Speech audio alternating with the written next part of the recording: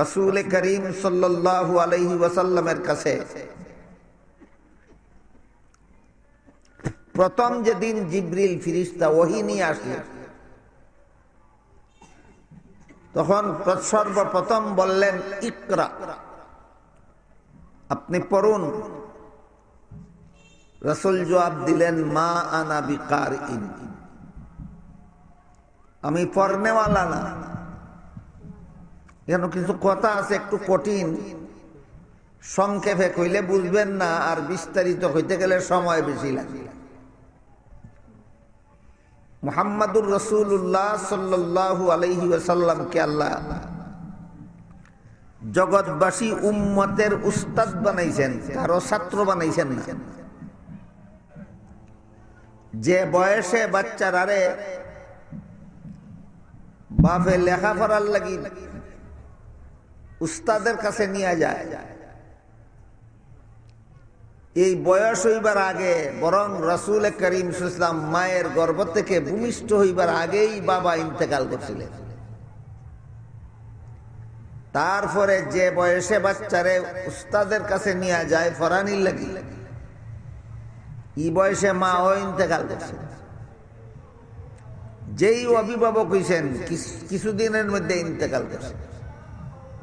আল্লাহ পাক রব্বুল আলামিন এই সুযোগ কেউরে দিছেন না যে মুহাম্মাদুর রাসূলুল্লাহকে শিশু অবস্থায় কোন উস্তাদের কাছে কেউ নিয়ে যাইবে আর কোন উস্তাদে ওনারে ছাত্র বানাইয়া সবক পড়াইবে, এমন সুযোগ ওই আল্লাহ দিছেন।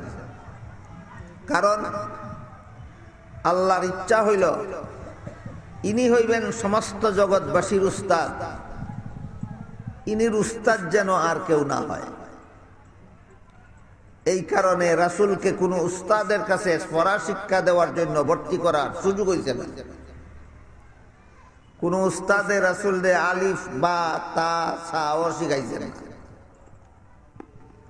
এই সমস্ত অক্ষরের মাধ্যমে এলিম শিখতে হয় কারার, যারারে আল্লাহ অক্ষর ছাড়া এলিম ডাইলা দেন না তারা। রাসূল করিম সাল্লাল্লাহু আলাইহি ওয়াসাল্লামের অবস্থা হইল কোন অক্ষরের মাধ্যম লাগে না, বিনা অক্ষরে আল্লাহ রাসূলের অন্তর এলিম ডাইলা দেন। এই কারণে রাসূল কোন উস্তাদের কাছে লেখাপড়া শিখছেন না। কাজেই প্রথম দিন জিবরিল ফেরেশতা ইয়া যখন কইল ইকরা, পড়ুন, রাসূলে কইলেন মা আনা বিকারিন, আমি পড়নেওয়ালা না। জিবরিল আবার কইলেন পড়ুন, রাসূল বলেন মা আনা বিকারিন, আমি পড়নেওয়ালা না। এরপরে জিবরিল ফেরেশতা রাসূলের সাথে মুআনাকা করলেন। এই মুআনাকার মাধ্যমে অক্ষর ছাড়া লেখা ছাড়া কুরআনের পড়া রাসূলের অন্তরে ঢুকে গেল। আর কইলেন ইকরা বিসমি রাব্বিকাল্লাযী খালাক, আপনি আপনার রবের নামে পড়ুন যিনি সৃষ্টি করেছেন, অর্থাৎ আল্লাহর নামে পড়ুন। যখন জিবরিল কইলেন আপনি আল্লাহর নামে পড়ুন, তখন রাসূল পড়া শুরু করে দিলেন। যতক্ষণ পর্যন্ত শুধু পড়ুন কইছেন জিবরিল ফেরেশতা, ততক্ষণ পর্যন্ত পড়ছেন না। যখন কইছেন আল্লাহর নামে পড়ুন, তখন থেকে রাসূল পড়া শুরু করেছেন। আল্লাহর নামে পড়ায় আর আল্লাহর নাম ছাড়া পড়ায় বেশ কম কি? আল্লাহর নাম ছাড়া যে পড়া আছে, এই পড়ার মধ্যে আল্লাহর নামে শুরু হয় না, আল্লাহরে রহমান স্বীকার করা হয় না, রহিম স্বীকার করা হয় না, আল্লাহর সাহায্য চাইয়া পড়া শুরু করা হয় না। একমাত্র আল্লাহর নামের পড়া যে প্রতিষ্ঠানে হয়, এই প্রতিষ্ঠানে বিসমিল্লাহির রহমানির রহিম কইয়া দয়াল আল্লাহর সাহায্য চাইয়া পড়া শুরু করা হয়। এই কারণে বাচ্চায় যখন মক্তব কইছে বিসমিল্লাহির রহমানির রহিম, তখনই আল্লাহ কবর ও বাচ্চার বাপের কবরের আযাব বন্ধ করে দিয়েছে। তাহলে মাদ্রাসার পড়ার দ্বারা কবরেও আমাদের উপকার হইবে কিনা? যেই ব্যক্তি মারা গেল, কবরের বাসিন্দা হইয়া গেল, তার বাচ্চারে মাদ্রাসায় পড়ার লাগি ভর্তি করে তুইয়া গেল, তার বাচ্চার মাদ্রাসা পড়ার উসিলায় আল্লাহ যে কবরের আযাব বন্ধ করে দেন, এটার প্রমাণ হইল তাফসীরে কবিরের এই ঘটনা, হযরত মুসা আলাইহিস সালামের জমানার ঘটনা। আমাদের সমাজের বেশিরভাগ মুসলমান নিজের বাচ্চারে মাদ্রাসায় পড়ার লাগি ভর্তি করে। বেশিরভাগ মুসলমানে নিজের ছেলে মেয়েরারে প্রথমেই প্রাইমারি স্কুলে ভর্তি করে, মাদ্রাসায়ও না, মক্তবেও না। জীবনের প্রথম বাচ্চারারে কি শিক্ষা দেওয়া দরকার, এই কথাটা পর্যন্ত বর্তমান সমাজের অধিকাংশ মুসলমানের জানা নাই। আল্লাহ পাক রব্বুল আলামিন কুরআনে ফরমায়, ইয়া আইয়ুহাল্লাযীনা আমানু কু আনফুসাকুম ওয়া আহলিকুম নারান ওয়াকুদুহান নাসু ওয়াল হিজারা। অর্থাৎ হে ঈমানদার হল, তোমরা নিজেরাও জাহান্নামের আগুন থেকে বাঁচো, তোমাদের পরিবার পরিজন, বিবি বাচ্চা, ছেলে মেয়েদেরকেও জাহান্নামের আগুন থেকে বাঁচাও। আল্লাহর হুকুম, মুমিন মুসলমান মা বাপেরাও যেন জাহান্নামের আগুন থেকে বাঁচে, ছেলে মেয়েদেরকেও যেন জাহান্নামের আগুন থেকে বাঁচায়। কিন্তু প্রশ্ন জাগে, জাহান্নামের আগুন থেকে কি নিজে নিজেই বাঁচা যায় আল্লাহ না বাঁচাইলে? জাহান্নাম থেকে বাঁচাইবার মালিক তো আল্লাহ। আল্লাহ যদি জাহান্নামের আগুন থেকে না বাঁচায়, তাহলে আমরা নিজেরাই বাঁচবো কিভাবে, বাচ্চাদেরকে বাঁচাইবো কিভাবে? এই প্রশ্নের জবাব বুঝার লাগে আমি কয়েকটা উদাহরণ দিই আপনারা। কোনছেন আমরার ক্ষেতের মধ্যে ফসল দেওয়ার মালিককে? তাহলে আমি গৃহস্থী করতাম কেরে? আল্লাহ ফসল দেওয়ার নিয়ম আছে, আসমান থেকে ডাইলা দেয় না কেন? তুমি গৃহস্থী করবায়, তোমার গৃহস্থীর উসিলায় আল্লাহ খেতে ফসল দান করে। আমরা অসুস্থ হইলে রোগ মুক্তি দান করেন কে? কিন্তু ঔষধ খাওয়ার উসিলা করতে হবে তোমার। আমরা সন্তান দান করেন আল্লাহ, আমরা বিয়া শাদী করি গেলে এর উসিলায় আল্লাহ সন্তান দিবেন। যেমন ভাবে গৃহস্থীর উসিলায় আল্লাহ ফসল দিয়া থাকেন, চিকিৎসার উসিলায় আল্লাহ রোগ মুক্তি দিয়া থাকেন, আর বিয়া শাদীর উসিলায় আল্লাহ সন্তান দিয়া থাকেন। ঠিক তেমনি ভাবে হালাল পথে জীবন যাপনের উসিলায় আল্লাহ জাহান্নাম থেকে নাজাত দিয়া থাকেন। কাজেই আল্লাহ আমারে জাহান্নাম থেকে গাঢ় দইরা বাঁচাইবেন না, আমি হালাল পথে জীবন যাপন করতে হবে। আমার ছেলে মেয়েকে আল্লাহ গারে দইরা ফিরিস্তা পাঠাইয়া জাহান্নাম থেকে বাঁচাইবেন না, আমার ছেলে মেয়েকে আমার হালাল পথে চালাইতে হবে। কোন মুসলমানের বাচ্চা যদি উযু গোসল শিখে না, পাক নাফাক শিখে না, কলেমা কালাম শিখে না, নামাজ রোজা শিখে না, পারবনি হালাল পথে চলতে হবে। তাহলে বাচ্চারে কলেমা কালাম শিক্ষা দেওয়া, উযু গোসল শিক্ষা দেওয়া, পাক নাফাক শিক্ষা দেওয়া, নামাজ রোজা ইবাদত বন্দেগী শিক্ষা দেওয়া প্রত্যেক বাচ্চার মা বাপের উপর ফরজ। প্রত্যেক বাচ্চার মা বাপের উপর ফরজ। এখান থেকে আমরা পরিষ্কার বুঝা নেই, সন্তানাদির মা বাবা হইয়া সারলে পরে এই সন্তানদের সর্বপ্রথম কি শিক্ষা দেওয়া ফরজ? হাদিস শরীফে রাসূল করিম সাল্লাল্লাহু আলাইহি ওয়াসাল্লামে ফরমায়েন, মুরু আওলাদাকুম বিসসালাতি ইযা বালাগু সাবআ সিনিন ওয়াদরিবুহুম ইযা বালাগু আশরান, আও কামা ক্বালা আলাইহিস সালাতু ওয়াসসালাম। অর্থাৎ, হে আমার উম্মত মুসলমানেরা, তোমরার বাচ্চারা ছেলে হোক অথবা মেয়ে হোক 7 বছর হইলে নামাজের আদেশ করো।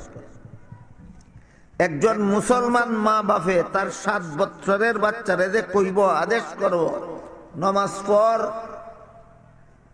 7 বছরের আগে শিখাইলে না শিখাইলে? তাহলে বাচ্চারে নামাজ শিক্ষা দেওয়ার বয়স 7 বছরের আগে।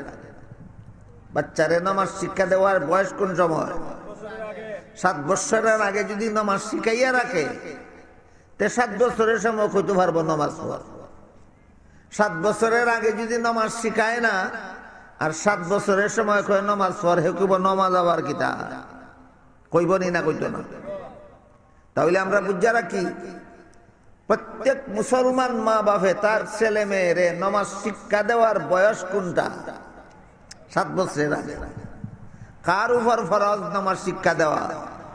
মা বাপের উপর। এরপরে রাসূলে ফরমাইন, 10 বছরের কোন মুসলমানের বাচ্চা যদি নামাজ পড়তে না চায়, তাইলে তারে শাসন কইরা নামাজি বানাও। 7 বছরের আগে নামাজ শিখাও, 7 বছরের সময় নামাজের আদেশ করো, 10 বছরের বাচ্চারে শাসন কইরা নামাজি বানাও।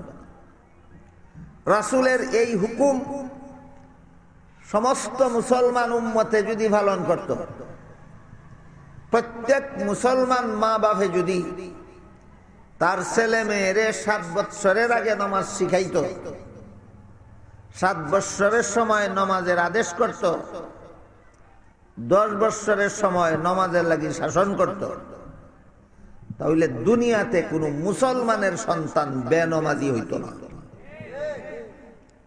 যত বেনমাজি সমাজে দেখা যায় মুসলমান, বেনমাজি মুসলমান, এদের সবাইকে এদের মা বাবা বেনমাজি বানাইছে। যে সমস্ত মা বাপে নিজের সন্তানদের এইভাবে রাসূলের শিক্ষা দেওয়া নিয়মে নামাজি বানায় না, এরা নিজের নামাজের দ্বারা পরকালে জাহান্নাম থেকে নাজাত পাবে না। তোমার নামাজ পড়া যেমন তোমার উপরে ফরজ আছে, তোমার ছেলে মেয়েরে নামাজি বানানিও তো তোমার উপরে ফরজ আছে। আমার নামাজ পড়া আমার উপরে এক ফরজ, আমার ছেলে মেয়েরে নামাজি বানানি আমার উপরে আরেক ফরজ। এক ফরজ আদায় করছো, আরেক ফরজ আদায় করছো না, যে জাহান্নাম থেকে বাঁচার পথ নয়। আপনারা জানা মতো উজুর ফরজ কটা? 2 ফরজ আদায় করছে, 2 ফরজ আদায় করছে না, ওই বনি নামাজ। ঠিক তেমনি ভাবে আল্লাহ এখন মা বাবা সকল তোমরাও জাহান্নাম থেকে বাঁচো, তোমরা সন্তানদেরও জাহান্নাম থেকে বাঁচাও। মা বাপের নামাজ পড়ে জাহান্নাম থেকে বাঁচত, সন্তানরে বেনমাজি বানায় কই ফাটাইতো? জাহান্নামে ফাটাইতো। এটা কথা পরিষ্কার। এই সমস্ত মা বাপে কেন সন্তানরে বেনমাজি বানাইয়া জাহান্নামের লাকড়ি বানায়? আমার অভিজ্ঞতা মতে এর 2 কারণ। বেশিরভাগ মা বাপে নিজেই নামাজ পড়ে না, তে সন্তানের নামাজি গাইব করতে গিয়া, এটা হলো এক কারণ। 2 নম্বর কারণ হইল, কিছু মা বাপ এমন আছে যারা নিজে নামাজ জানেও পড়েও, কিন্তু সন্তানদের নামাজ শিখাইবার সময় নাই, ফুরসত নাই, অবসর নাই। কিছু মা বাপ এমনও আছে যারা নিজেরা নামাজ জানে, নামাজ পড়ে, কিন্তু নিজের বাচ্চারে 7 বছরের আগে নামাজ শিক্ষা দেওয়ার সময় নাই, 7 বছরের সময় নামাজের আদেশ করার সময় নাই, 10 বছরের সময় বাচ্চারে নামাজের লাগি শাসন করার সুযোগ নাই।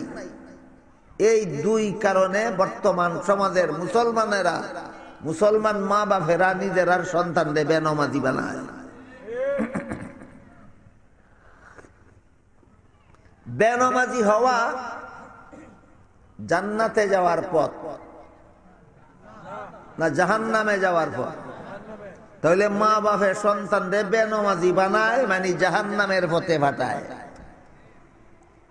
মা বাপের সন্তানদের বেনামাজি বানানির বাণী হলো নিজের হাতে নিজের সন্তানকে জাহান্নামের পথে পাঠায় দেওয়া।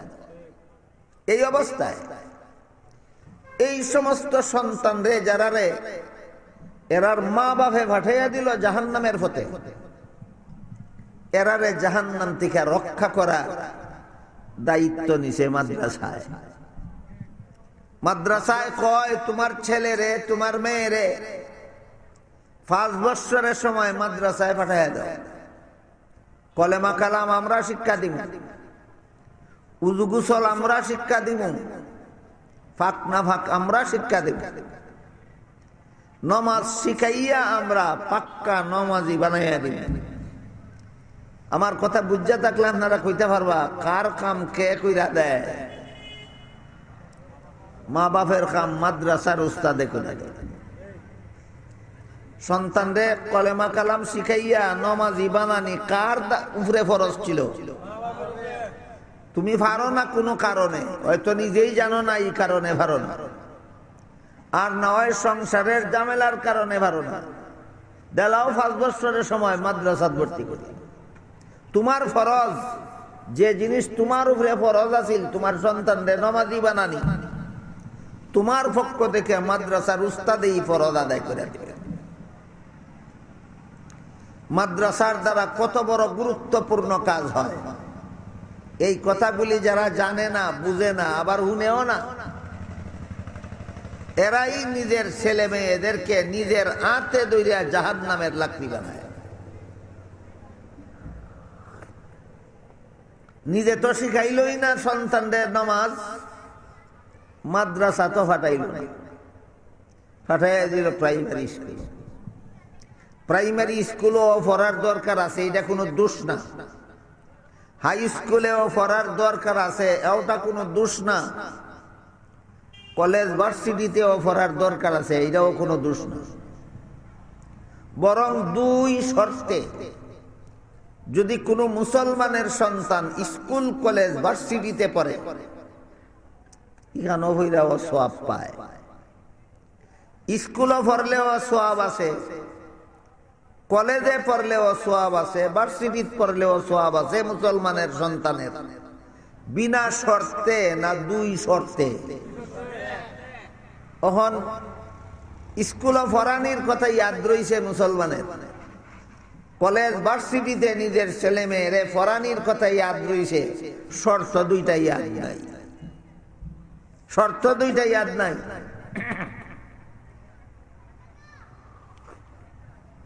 বেটাই উনছে খেত দান বাইন করলে দানের সারা হয়, গাছ হয়, আবার নতুন ভাবে দান ফলে।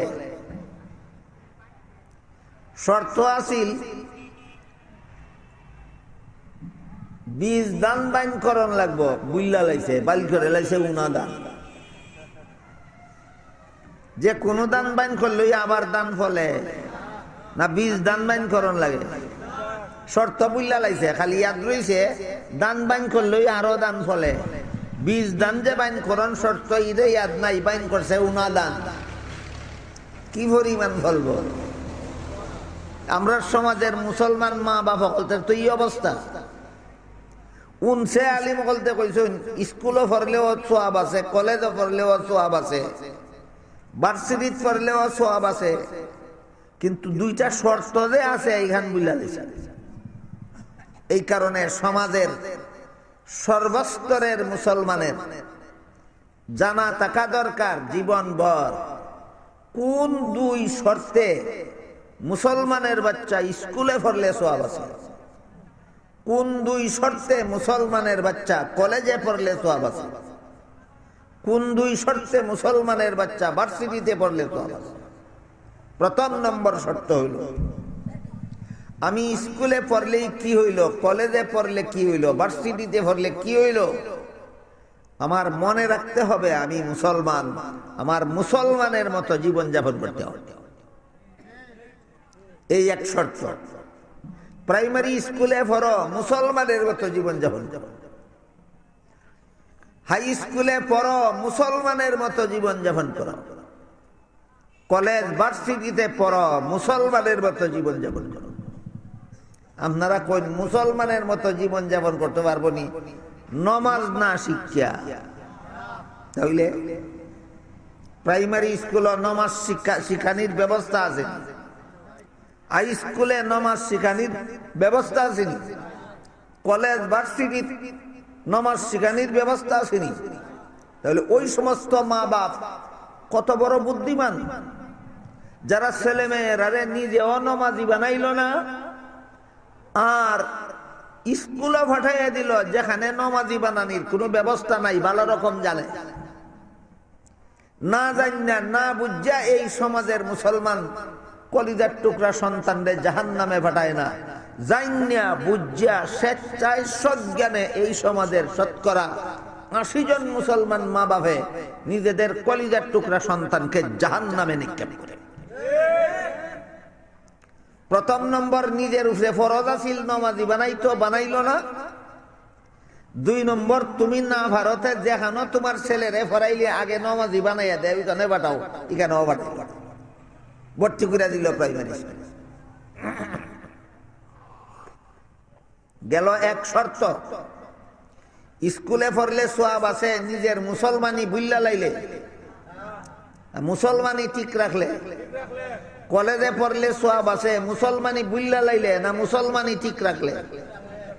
ভার্সিটিতে পড়লে সোয়াব আছে, মুসলমানি বুল্লা গেলে না মুসলমানি ঠিক রাখলে। মুসলমানি ২ নম্বর শর্ত, তুমি মুসলমানের বাচ্চা হইয়া স্কুলে কেন পড়তে আসলে বলো? তুমি মুসলমানের বাচ্চা, তুমি কেন কলেজে পড়তে আসছো? তোমার উদ্দেশ্য কি বলতে হবে।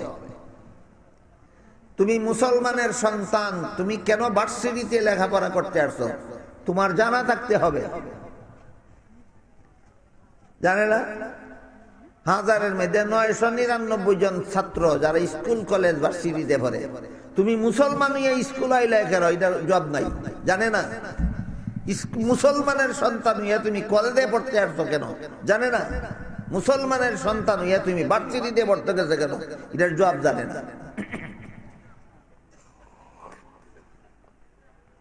আল্লামা উবাইদুল্লাহ সিন্দি রহমাতুল্লাহি আলাইহি ইনকিলাবি তাফসীরে লেখছেন, মুসলমানের সন্তান যদি স্কুল কলেজ ভার্সিটিতে পড়তে যায় তাইলে তার একটা মহৎ উদ্দেশ্য থাকতে হবে। কোন উদ্দেশ্যে তুমি মুসলমান হইয়া স্কুলে পড়তে গেছো? কোন উদ্দেশ্যে তুমি মুসলমান হইয়া কলেজে পড়তে গেছো? কোন মহৎ উদ্দেশ্য নিয়ে তুমি মুসলমান হইয়া ভার্সিটিতে পড়তে গেছো? উদ্দেশ্যটা তোমার জানা থাকতে হবে। এই সমাজের কোন স্কুল কলেজ ভার্সিটির মুসলমান ছাত্র ছাত্রী জানেই না কোন মহৎ উদ্দেশ্যে স্কুলে পড়তে গেল, কোন মহৎ উদ্দেশ্যে কলেজে পড়তে গেল, কোন মহৎ উদ্দেশ্যে ভার্সিটিতে পড়তে গেল।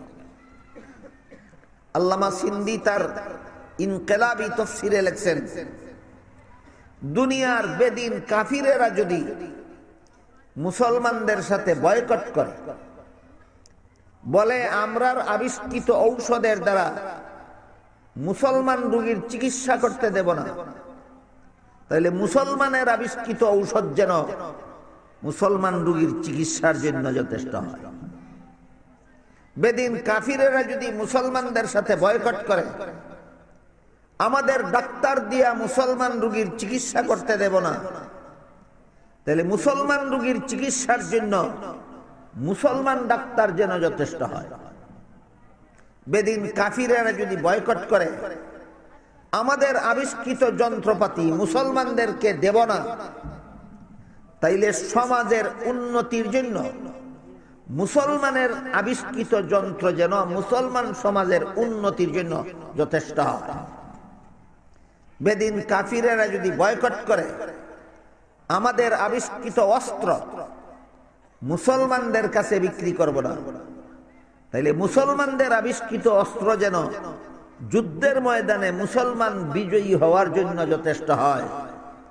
এই মহৎ উদ্দেশ্য নিয়ে যদি মুসলমানের বাচ্চা স্কুলে পড়ে, কলেজে পড়ে, ভার্সিটিতে পড়ে, তিনি লেখছেন মাদ্রাসার ছাত্র কোরআন হাদিস শিক্ষা যেই সওয়াব, কলেজ ভার্সিটির ছাত্র বিজ্ঞান শিক্ষাও সেই সওয়াব। বিনা উদ্দেশ্যে না মহৎ উদ্দেশ্য থাকতে হবে। এখন আমি আপনারা দুইটা কথা দিই, স্কুলে পড়া গুনার কাজ না সওয়াবের কাজ? কলেজ ভার্সিটিতে পড়া গুনার কাজ না সওয়াবের কাজ? বিনা শর্তে না দুই শর্তে? এক নম্বর, নিজের মুসলমানি ভুলে গেলে চলে, নিজের মুসলমানি বজায় রাখতে হবে। দুই নম্বর, এই মহৎ উদ্দেশ্য নিয়ে লেখাপড়া করতে হবে। অথচ আমাদের বর্তমান সমাজের স্কুল কলেজ ভার্সিটিতে যে সমস্ত মুসলমান ছেলে মেয়েদেরকে পড়তে দেওয়া হয়, প্রথম নম্বরেই তারা উযু গোসল শিখে না, ফাঁক না ফাঁক শিখে না, নামাজ রোজা শিখে না। কয়টা মাদ্রাসার ছাত্রর কাম, আমরার কাম। আমার কথা বুঝা থাকলে আপনারা জবাব দেওয়ান লাগবে, কলেমা কালাম শিক্ষা শুধু মাদ্রাসার ছাত্রের উপর ফরজ? উযু গোসল শিক্ষা শুধু মাদ্রাসার ছাত্রের জন্য ফরজ? নামাজ শিক্ষা করা, নামাজি হওয়া শুধু মাদ্রাসার ছাত্রের জন্য ফরজ না সমস্ত মুসলমান সন্তানের জন্য ফরজ? স্কুলে পড়তে গিয়া দিল নামাজ রোজা ছাইরা। আবার বর্তমান দুনিয়াতে যত মুসলমানের বাচ্চা যত কলেজ ভার্সিটিতে পড়ছে, সবে মিল্লা এই পরিমাণ অস্ত্র নিয়ে আবিষ্কার করতে পারছে যে অস্ত্রের দ্বারা বিশ্ব সন্ত্রাসী আমেরিকার মোকাবেলা করা যায়। পারছে না? কোন উদ্দেশ্যে পড়ছিল? আবার কও, কোন উদ্দেশ্যে পড়ছিল স্কুল? কোন উদ্দেশ্যে পড়ছিল কলেজ? কোন উদ্দেশ্যে পড়ছিল ভার্সিটি? বেঈমান কাফিরের আবিষ্কৃত যন্ত্র না দিলে তোমরা সমাজের উন্নতি হয় না। বেঈমান কাফিরের অস্ত্র না দিলে তোমরা যুদ্ধের ময়দানে বিজয়ী হইতে পারো না। তাইলে তো তোমরা দুনিয়ায়ও গেল, আখেরাতও গেল। দুনিয়ায়ও গেল, আখেরাতও। এটারে বাংলায় হয় আমও গেল, চলাও গেল। আমও গেল, চলাও গেল। এমন অস্ত্র বানাইতে পারলো না যেটার দ্বারা কাফিরের মোকাবিলা করা যায়। আবার নামাজ রোজাও ছাইরা দিল। অস্ত্র বানাইতে পারলো না, এটা চলা গেল। আর নামাজ রোজা ছাইরা দিল, মানে আখেরাত গেল, আমও গেল। এই মানের লেখাপড়াই বর্তমান মুসলমান সমাজে চলছে।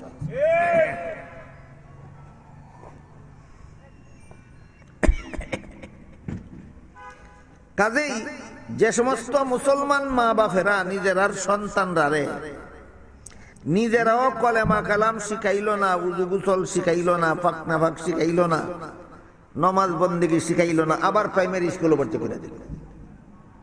এর মানে হলো মা বাপে নিজের পায়ে লাথি মাইরা নিজের সন্তানকে জাহান্নামে পাঠায়। কিয়ামতের দিন আল্লাহ যখন এই সমস্ত সন্তানরা জিজ্ঞাসা করবেন, এই তোমরা মুসলমানের বাচ্চা হইয়া বেনামাজি লাগে রে, কইবা আমরা ইচ্ছা কইরা বেনামাজি হইছি না, আমরার মা বাপে আমরা গারো দইরা বেনামাজি বানাইছে। এই দুইটা দুশ্মনে আমরা জাহান্নামের লাকড়ি বানাইছে। এই দুইটা দুশ্মনরে জাহান্নামে দাও। আল্লাহ পাক রব্বুল আলামিন বলবেন, তুই নাবালক থাকতে তোরে নমাজি বানানি আসিল মা বাপের উপর ফরজ। তুই নাবালক থাকতে তোর মা বাপে তোরে কেড়ে নমাজি বানাইল না, এই কারণে তো তোর মা বাপ জাহান্নামে যাইবই। তুই সাবালক হওয়ার পরে নমাজ শিখা তোর উপরে ফরজ আছে। কথাটা বুঝুন। সন্তানরে নমাজি বানানি মা বাপের উপর ফরজ কোন সময়? নাবালক থাকতে। সন্তান যখন সাবালক হইয়া যায় তখন নামাজ শিখা মা বাপের উপর ফরজ থাকে না নিজের উপর ফরজ হয়? আল্লাহ বলবেন তুই নাবালক থাকতে তোরে কেড়ে মা বাপে নমাজি বানাইলো না, এই কারণে তোর মা বাপ যাইব জাহান্নামে। আর তুই সাবালক হওয়ার পরে নমাজি হওয়া তোর উপরে ফরজ আছিল। সাবালক হইয়া তুই নিজের জ্বালায় কেড়ে নমাজ শিখলে না, নিজের চেতনায় কেন লাগি নমাজি হইলে না, এই কারণে তুই যাইবে জাহান্নামে। অথচ আমরার সমাজের আঙ্গুলে গোনার মতো কিছু মুসলমান ছাড়া বাকি সমস্ত মুসলমান সন্তান নমাজি হইল নি না হইল না কোনো ফিকির নেই। সন্তান জাহান্নাম থেকে বাঁচার পথে আছে না জাহান্নামে যাওয়ার পথে আছে, এটা নিয়ে কোনো মাথা কামানি নাই। এই অধঃপতনের হাত থেকে রক্ষা করার জন্য, মুসলমান সমাজকে জাহান্নাম থেকে রক্ষা করার জন্য মাদ্রাসা ছাড়া আর কোনো বিকল্প নাই। মাদ্রাসার কতটুকু দরকার বুঝে আসতেছে কিনা আপনারা দেখেন, কি পরিমাণ দরকার মাদ্রাসার। মাদ্রাসা থাকলে আপনার সন্তান মাদ্রাসায় পড়বে, নিজেও জাহান্নাম থেকে বাঁচবে। এর খাতিরে আল্লাহ এই সন্তানের মা বাপরেও কবরের আযাব মাফ করে দেবেন, হাসরের আযাব মাফ করে দেবেন, জাহান্নামের শাস্তি মাফ করে দেবেন। হযরত ইউসুফ আলাইহিস সালাম 7 বছর বয়সে বড় 10 ভাইয়ে দুশ্মনী কইরা ফইলা কুয়াত চালাইছে। এরপরে কুয়াত থেকে একদল ব্যবসায়ী তুইলা লাইছে, দেখিয়া বড় 10 ভাইয়ে নিজের আপন বাইরে গোলাম কইয়া ব্যবসায়ীর কাছে বিক্রি করে দিছে। বড় 10 ভাইয়ে দুশ্মনী কইরা ইউসুফ আলাইহিস সালাম রে ব্যবসায়ীর কাছে বিক্রি করে দিছিল। কত বছর বয়সে? 7 বছর বয়সে। ব্যবসায়ীরা গোলাম জান্না কিনে নিয়ে আরেক দেশে বিক্রি করে দিয়েছেন। ওই দেশ বিক্রি হইয়া তিনি আল্লাহর তত্ত্বাবধানে লালিত পালিত হয়েছেন। আল্লাহর কুদরতি হাতে উনাকে আল্লাহর পথে নিজে চলার মতো শুধু নয়, গোটা সমাজকে চালাইবার মতো যোগ্যতা আল্লাহর হাতে গইরা তুলছেন হযরত ইউসুফ আলাইহিস সালাম। প্রায় 70 বছর বয়সে ইউসুফ আলাইহিস সালাম যে দেশে গিয়া বিক্রি হয়েছিলেন সেই দেশের বাদশা হইয়া, এদিকে বাবা ইউসুফ আলাইহিস সালামরে হারাইয়া কানতে কানতে কানতে কানতে চক্ষু দুইটা অন্ধ হইয়া গেছে। শেষ পর্যন্ত আল্লাহর কুদরতি ব্যবস্থায় বাবা ইয়াকুব আলাইহিস সালামের চক্ষু ভালো হল। ছেলে হারাইয়া বাবা কান্দেন সিরিয়া নামক দেশে, আর ছেলে বিক্রি হইয়া বাদশা হইছেন মিশর নামক দেশে। বাপ পুত এক দেশ না 2 দেশ? বাপ সিরিয়া আর পুত মিশর।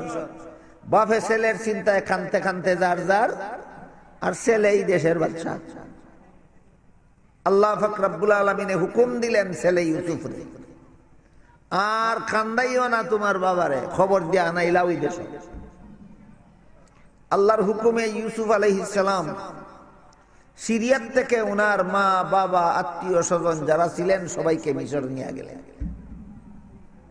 7 বছর বয়সে বাপে ছেলেরে হারাইছিলেন, 70 বছর বয়সে ফিরত পাইলেন। এত দীর্ঘদিন ছেলে হারাইয়া বাপে এত দীর্ঘদিন পরে ফাইলে পরে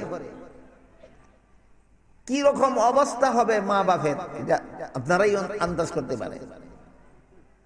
এই জীবনের প্রথম সাক্ষাতে ছেলে ইউসুফ বাবা ইয়াকুবরে জিজ্ঞাসা করলেন, বাবা আপনি কি তকদির বিশ্বাস করেন না? দীর্ঘদিনের বিরহের পরে প্রথম সাক্ষাতে প্রথম প্রশ্ন, বাবা আপনি কি তকদির বিশ্বাস করেন না? ইয়াকুব আলাইহিস সালাম কইলেন, তুমি আমার এটা কি প্রশ্ন করছো? তকদির বিশ্বাস না করলে তো মানুষ মুসলমান হয় না। আমি কি খালি মুসলমান নেই, আমি তো একজন নবী। আমি এবার তকদির বিশ্বাস করি না, এটা কি কথা বলছো তুমি? ছেলে ইউসুফে জিগাইলেন, যদি তকদিরের উপরে আপনার বিশ্বাস থাকে তাইলে তো আমি আপনার কাছে থাকলে সুখ যে পরিমাণ সুখ শান্তি পাইব, হারাইয়া গেলেও সেই পরিমাণ সুখ শান্তি পাইব। আপনি যদি মনে করেন আমি আপনার কাছে থাকলে সুখে শান্তিতে জীবন যাপন করতাম, হারাইয়া যাওয়ার কারণে দুঃখে দুর্দশায় জীবন যাপন করব, এই কথা যদি মনে করে থাকে তাহলে তকদিরের উপরে বিশ্বাস রইল কো? বুঝতে শুননি কথা আপনারা? বাবা, আপনি যদি মনে করেন যে আপনার কাছে থাকলে আমার সুখ শান্তি হইব আর হারাইয়া যাওয়ার কারণে অশান্তি হইব, তো তকদির কুস্তা নাই, তকদির আর রইল কই গেল? কাজে কাজে আপনি আমাকে হারাইয়া কানতে কানতে চক্ষু দুইটা অন্ধ করলেন কেন যদি তকদিরের উপরে বিশ্বাস থাকে? ইয়াকুব আলাইহিস সালাম কইলেন, তুমি আমার কাছে থাকলে সুখে শান্তিতে জীবন যাপন করবে আর হারাইয়া যাওয়ার কারণে তোমার অশান্তিতে জীবন যাপন হবে, এমন চিন্তায় একদিনও কাঁদছি। ছেলে জিজ্ঞাসা করলেন, তাহলে কানলেন কেন? 2-4 বছরের কান্দায়নি চক্ষু অন্ধ হয়, বৎসরের পর বৎসর যুগ যুগান্তর যাবৎ কানতে কানতে চক্ষু দুইটা অন্ধ করছিলেন কেন? বাবাই জবাব দিলেন, তোমারে জাহান্নাম থেকে বাঁচানি আমার উপর ফরজ আছে। তুমি যে হারাইয়া গেছো, তোমারে জাহান্নাম থেকে বাঁচাইবে কে? এই চিন্তায় কাঁদছি। ইউসুফ আলাইহিস সালামের ঘটনার ভিতরে সর্বযুগের মুসলমানের কোন শিক্ষা আসেনি, সবক আসেনি। তুমি আমার কাছে থাকলে সুখ শান্তিতে থাকবা, খাইবা, হারাইয়া যাওয়ার কারণে তোমার অশান্তি আর দুর্দশা হবে, এমন অবান্তর চিন্তা আমি কোনোদিন করছি না। তোমারে হারাইয়া কানতে কানতে চক্ষু অন্ধ করছিলাম একটা চিন্তায়, সন্তানরে জাহান্নাম থেকে বাঁচানি বাপের উপর ফরজ। সন্তান যে বাপের হাত ছাড়া হইয়া গেল, সন্তানটাকে জাহান্নাম থেকে বাঁচাবে কে? এই চিন্তায় কাঁদছিলাম। তাহলে সন্তান হাত ছাড়া হইয়া গেলে জাহান্নাম থেকে বাঁচাবে কে?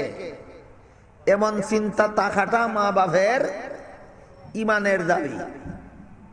আমাদের সমাজের মা বাপেরা নিজেও সন্তানদের কলেমা কালাম শিখাইল না, মাদ্রাসার যারা উস্তাদ হল রেডি শিখানির লাগি তারার দ্বারাও ফাটাইল না, ফাটাইয়া দিল স্কুল। স্কুল কার সাথে লেখাপড়া করে, কার সাথে খেলাধুলা করে, কার সাথে চলাফেরা করে, মা বাপের খবরও নাই। যারার সাথে লেখাপড়া করে হেরা যদি বেনামাজি হয়, আমার ছেলেটাও বেনামাজি হইতে বাধ্য। যারার সাথে খেলাধুলা করে এরা যদি বেনামাজি হয়, আমার ছেলেটাও বেনামাজি হইতে বাধ্য। যারার সাথে চলাফেরা করে এরা যদি বেনামাজি হয়, আমার ছেলে মেয়ে বেনামাজি হতে বাধ্য। এটা বুঝে না এমন কোন মা বাপ নাই, বুঝে শুনেই সন্তানদের জাহান্নাম থেকে বাঁচানি যে মা বাপের উপর ফরজ, এমন কোন বাপ নাওই নাই। ঠেইলা ফায়ে ঠেইলা লাইতেইয়া সন্তানরা এগুলি না শিখাইয়া জাহান্নামের পথে পাঠাইয়া দেয়। এই সমস্ত সন্তান কপাল পুরা, যারা রে মা বাপে তো নিজেও শিখাইল না নামাজ, যে শিক্ষা প্রতিষ্ঠানে পাঠাইল সেখানেও নামাজ শিখানির কোনো ব্যবস্থা নেই। এদের মতো কপাল পুরা সন্তান জগতে আর কেউ হইতে পারে না। মা বাপে আমারেও নমাজি গাইল না, আর যেখানে লেখাপড়ার লাগি ফাটাইলো এইখানেও নমাজি খানির কোনো ব্যবস্থা নাই। এর মানে হইল মা বাপে নিজের হাতে দৈরিয়া আমারে জাহান্নামের লাকড়ি বানাইয়া দিল। এই সমস্ত সন্তানদেরকে জাহান্নাম থেকে রক্ষা করার বিকল্প ব্যবস্থা হইল আমাদের সমাজের মাদ্রাসা। আর যে সমস্ত মুসলমানের সন্তান মা বাপে নমাজ শিখাইছিল না, গৃহস্থিত লাগাইয়া দিছিল, দোকানদারিত লাগাইয়া দিছিল, চাকরি বাকরিত লাগাইয়া দিছিল, স্কুল কলেজও ফাটাইয়া দিছিল। এখন বয়স্ক হইয়া গেছি বেনমাজি অবস্থায়। আমরা রে তো আর মাদ্রাসাত ভর্তি হইয়া জাহান্নাম থেকে বাঁচানির কোনো সুযোগ নাই। এমন মুসলমান সমাজে আসেনি যে এখন সংসারের কাজে জড়াইয়া বয়স্ক হইয়া গেছে, এর মধ্যে নমাজি হইবার কোনো সুযোগ পাইছে না। স্কুলে যারা পড়ে, কলেজে যারা পড়ে, ভার্সিটিতে যারা পড়ে, এদের অধিকাংশরা এইরকম। স্কুলে পড়তে পড়তে বয়স্ক হইয়া গেছে, কলেজ ভার্সিটি পড়তে পড়তে বয়স্ক হইয়া গেছে, এখন আর মাদ্রাসাত ভর্তি হইয়া নমাজ শিখার কোনো সুযোগ নাই। এই সমস্ত কপাল পোড়া সন্তানদেরকে জাহান্নাম থেকে বাঁচাইবার জন্য এই মাদ্রাসার পক্ষ থেকে, কওমি মাদ্রাসার পক্ষ থেকে আরো কিছু ব্যবস্থা গ্রহণ করা হয়। এর মধ্যে একটা ব্যবস্থা হইল মাদ্রাসার বার্ষিক সভা। হইতে পারেন আপনি একজন কৃষক, মাদ্রাসার সভায় আইয়া জাহান্নাম থেকে বাঁচার পথ চিনে যান। হইতে পারেন আপনি একজন ব্যবসায়ী, মাদ্রাসার সভায় আসুন, জাহান্নাম থেকে বাঁচার পথ চিনে যান। হইতে পারেন আপনি একজন স্কুল কলেজের ছাত্র, মাদ্রাসার সভায় আসুন, জাহান্নাম থেকে বাঁচার পথ চিনে যান। তাহলে এই মাদ্রাসায় যে বছর একটা সম্মেলন করে, এটাও এই সমস্ত হতভাগাদেরকে জাহান্নাম থেকে বাঁচানোর ব্যবস্থা হিসাবে। মাদ্রাসার সভাতেই শুনলেন, বুঝলেন নমাজ ছাড়া জাহান্নাম থেকে বাঁচার উপায় নাই। কিন্তু আপনারা তো নমাজ কেউ শিখাইছেই না। খালি একদিনের ওয়াজে তো আপনি নমাজি হইতে পারবেন না। একদিনের ওয়াজে তো আপনি কলেমা কালাম শিখতে পারবেন না। একদিনের ওয়াজে তো আপনি ওযু গোসল শিখতে পারবেন না। তাহলে আপনারা জাহান্নাম থেকে বাঁচানোর উপায় কি? এই কওমি মাদ্রাসায় এই সমস্ত মুসলমানদেরকে জাহান্নাম থেকে বাঁচাইবার আরেকটা ব্যবস্থা করছে, এইটা হইল চিল্লাত যাও। একদিনের ওয়াজও যাও না, 40 দিনের চিল্লায় যাও, 40 দিনের চিল্লায় যাও। এই এক চিল্লায় না পারলে 2 চিল্লায়, 2 চিল্লায় না পারলে 3 চিল্লায়। তোমার এক কলেমা কালাম শিখাইয়া, উযু গোসল শিখাইয়া, পাক নাফাক শিখাইয়া, নমাজি বানাইয়া ঘরে ফিরাইয়া দিবে।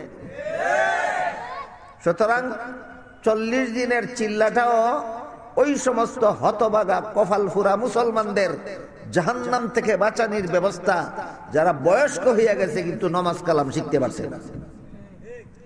বয়স্ক হইয়াও যারা নমাজ কালাম শিখতে পারছে না, সংসারের কারণে, দোকানদারির কারণে, গৃহস্থীর কারণে, স্কুলে কলেজে ভার্সিটিতে পড়ার কারণে যারা বয়স্ক হইয়া গেছে, নমাজি হইতে পারছে না, নমাজ শিখতে পারছে না, এদেরকে জাহান্নাম থেকে বাঁচাইবার জন্য কওমি মাদ্রাসার পক্ষ থেকে চিল্লার ব্যবস্থা করা হয়েছে। এখানে একদিনের ওয়াজ না 40 দিনের ট্রেনিং, 40 দিনের ট্রেনিং। এমন ট্রেনিং দিয়া তোমারে নমাজি বানাইয়া গড় ফাটাইব, তোমার কারণে তোমার গড়ও কেউ বেনমাজি থাকতে পারবে না। তোমার কারণে তোমার মা বেনমাজি থাকতে পারবে না। তোমার কারণে তোমার বাবা বেনমাজি থাকতে পারবে না। এমন ট্রেনিং দিয়া বানাই। যখন আল্লাহর বান্দা জাহান্নাম থেকে বাঁচার পথে চলে, শয়তানের গায়ে জ্বালা ধরে, শয়তানের গায়ে জ্বালা ধরে। আল্লাহর কোন বান্দায় যখন নেক আমল করে, তখন শয়তানের সহ্য হয় না। শয়তান কুমন্ত্রণা দিয়া বান্দারে গুনাহে লিপ্ত করে জাহান্নামে নেওয়ার জন্য।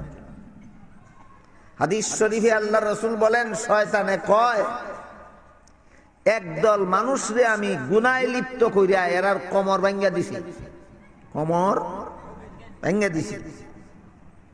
আর একদল গুনাহগারে তওবা কইরা গুনাহ ছাইড়া দিয়া আমি শয়তানের কোমর ভাঙ্গা দিছি। একদল মানুষরে শয়তানে কোমর ভাঙ্গা দিছে গুনাহে লিপ্ত করাইয়া, আর একদল গুনাহগারে শয়তানের কোমর ভাঙ্গা দিছে গুনাহ থেকে তওবা করিয়া। কথা বুঝুননি? তাহলে একদল মানুষরে শয়তানে কোমর ভাঙ্গা দিছে কিতা কইরা? গুনাহে লিপ্ত করিয়া।